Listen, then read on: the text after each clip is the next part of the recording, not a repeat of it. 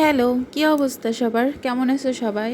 অনেক দিন পর, প্রায় 2 বছর পর বিয়ের পরে এই প্রথম মামাবাড়ি যাচ্ছি।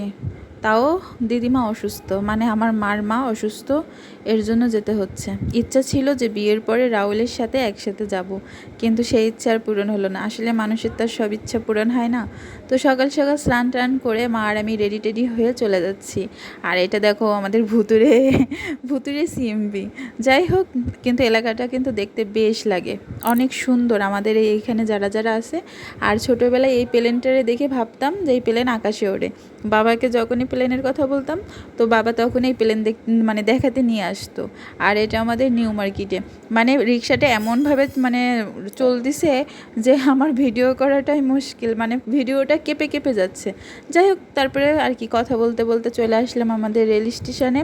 তো এটা হলো আমাদের খুলনার রেল স্টেশন। অনেকে যারা খুলনার মানুষ আছে তারাই চিনবে। আর আমাদের আগের দিনেই টিকিট কাটা ছিল, তো আমাদের হলো একদম যশোরের যে বগিটা সবার লাস্টে থাকে।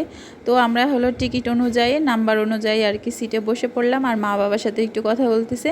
আর পাশে এই পুলিশটা আমার যে পরিমাণে একটা গুতা দিছে বন্দুকটা দিয়ে, মানে এখনই গুলি করে মেরে দিচ্ছে, মানে কী তা কইতাম। যাই হোক, খুলনা ছেড়ে চলে যাচ্ছি, টাটা খুলনা। এখন যাচ্ছি যশোরে একদিনের জন্য। তো এই দেখো কি জোরে টানতেছে গো, 1 ঘন্টার মধ্যে একদম কারেক্ট পৌঁছে গেছি। মানে 2 বছর পরে স্টেশনে এসে পৌঁছেছি। তো মানে আমি চিনতে পারছি না। আর এটা হলো প্যারিস রোড, এটা হলো যশোরের সবাই চেনে, এটা মানে বিখ্যাত একটা রোড, মানে রোড। আর এটা হলো কোর্টের সামনে, ঠিক আছে? এই কোর্টের মানে যশোরে যারা থাকে তারাই চিনবে। তো যাই হোক, এই জায়গাটা কিন্তু অনেক সুন্দর। তো কথা বলতে বলতে চলে আসলাম মামাবাড়ি এলাকায়। তো অনেক দিন পর এক্সাইটেড খুব, ঠিক আছে? তারপর কথা টথা বলে নাস্তা টাস্তা করে দিদিমার সাথে, দিদিমা দেখে এখন সুস্থ হয়ে গেছে।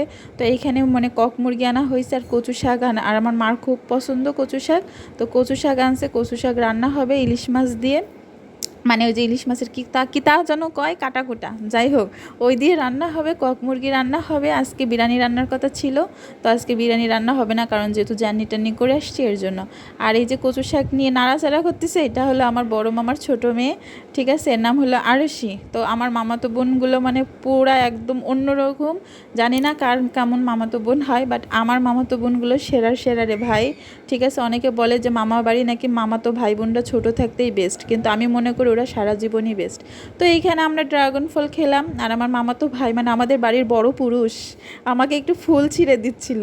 তো আমাকে ফুল ছিঁড়ে দিচ্ছিল, আর আমি আর ওর সাথে একটু ভিডিও করে নিলাম। আর এইখানে কাঠের চুলে যেহেতু অনেক মাংস রান্না হচ্ছে, তো এইখানে বাইরে কাঠের চুলায় রান্না করা হচ্ছিল। আর কাঠের চুলার রান্না কিন্তু সেই মজা। তো এখানে মামাতো বোন আরও সে একটু হেল্প করে দিচ্ছিল মামিকে।